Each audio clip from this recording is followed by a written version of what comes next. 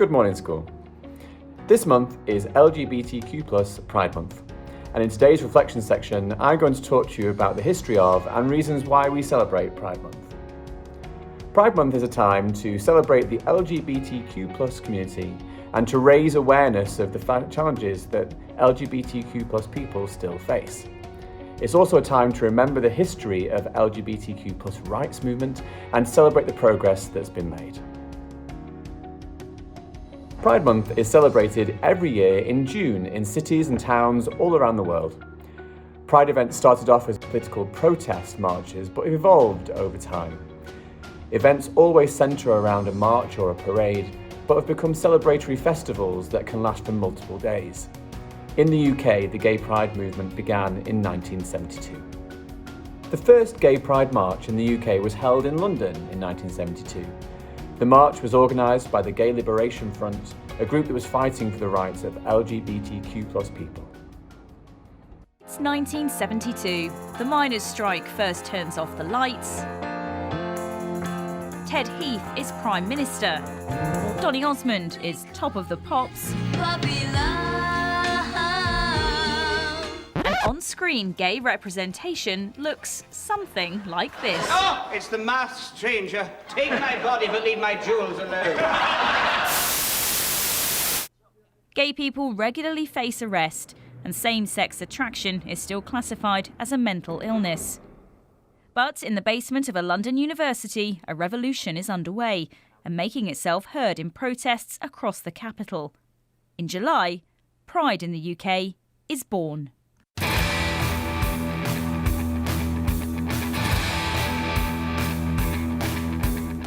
The first march was a small event, but it was a significant step forward for the LGBTQ community. It showed that those people were willing to stand up for their rights and to demand equality. At that time, simply existing as a queer person could lead to serious criminal charges. That first Pride was about visibility. It was terrifying, daring. I wanted to change the world. To claim public space for queer people. The freedom, the ability to be yourself. We are here, we are queer, and you better get used to it. Having a good time, really. Everybody in long hair, of course, including myself. We were really being very daring coming out in public, in the street. It taught me that I was a survivor. We had a mass kissing. Kissing between same-sex couples back then was an arrestable offence. The police were all lined up on the side of the park. Officers did come over and warn us to stop kissing, but there were too many of us. By the time we'd finished snogging each other, one turned round and the police had completely disappeared. They were so disgusted with what was happening and so powerless. In the years since the first Gay Pride March, the LGBTQ community has made great progress. In 1994, the age of consent for gay men was lowered to 16, the same as for heterosexuals. In 2004, the Civil Partnership Act was passed, which allowed same-sex couples to register their relationships. And in 2013, the Marriage Same-Sex Couples Act was passed, which legalised same-sex marriage in the UK. Pride Month is still important today because LGBTQ people still face discrimination. In the UK, LGBTQ people are more likely to be unemployed, homeless, and the victims of hate crime than non-LGBTQ people. Pride Month is a time to celebrate the progress that's been made, but it's also a time to remember that there is still work to be done. We must continue to fight for the rights of LGBTQ people and to create a more inclusive society. Gay rights in the UK are some of the most progressive in the world. Same-sex marriage has been legal since 2013, and LGBTQ people are protected from discrimination in employment, housing, and other areas. However, there are still many places around the world where LGBTQ people are persecuted and denied basic rights. Some of the worst of those places include Somalia, where same-sex sexual activity is punishable by death. In other countries, there are prison sentences for same-sex sexual activity, for example in Afghanistan up to 10 years and in Nigeria up to 14 years.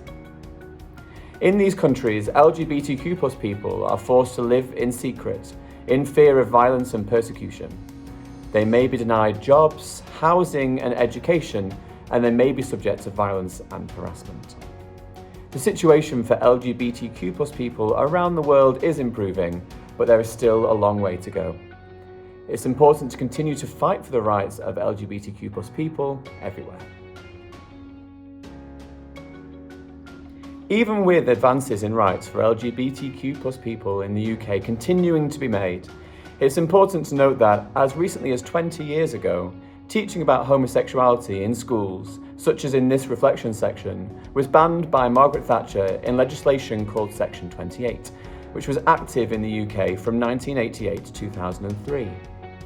I attended high school throughout this period, and what that meant for me was that there were no openly gay teachers who I could look up to, and it reinforced the notion that that aspect of who I was something to be hidden and ashamed of.